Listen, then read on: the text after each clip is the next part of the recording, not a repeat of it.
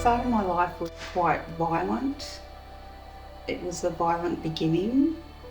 I was in hospital for 6 months and then I was fostered out to several different families. When I was 4 years old, I ended up being with my parents that I grew up with, and within that time frame I never felt anchored. I felt quite strange or weird. I felt different to everyone else because I thought about life deeply and passionately, and I wanted to fit in but found it hard. It was like speaking another language. That led me, when I was a teenager, to taking drugs and having sex and drinking lots of alcohol to fill up the gaping hole in my heart that I didn't understand why it was there. I ended up going to university to do teaching because my parents told me to. I didn't really want to do that. I wanted to be an artist. You can see by all the paintings around me. I love being creative. When I was 20, I was drunk and I fell down a flight of stairs straight into the arms of Stephen. 3.5 years later, we got married. It was around this time that I also met my biological mother, and we didn't connect, and it reminded me that I still had this big gaping hole in my heart.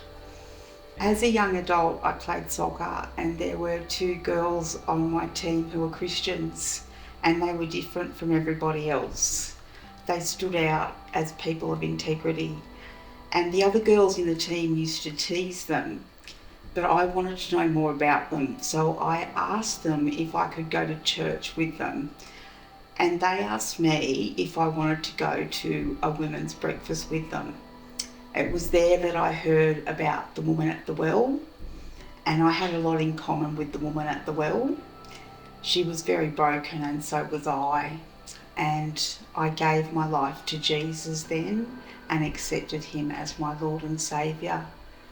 After my second child, I had postnatal depression and I ended up in hospital.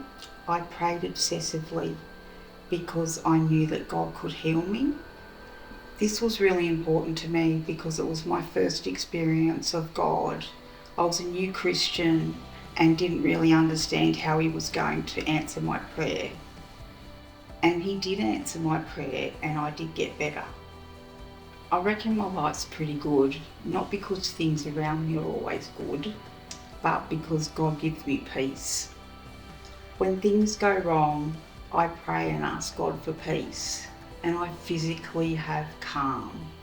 The reason I'm at peace is because God's in my life every day, and I like to have him near me every minute. One of the ways I do that is by painting.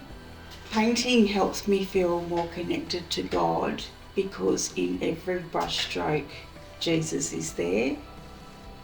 It's like he's guiding my hand.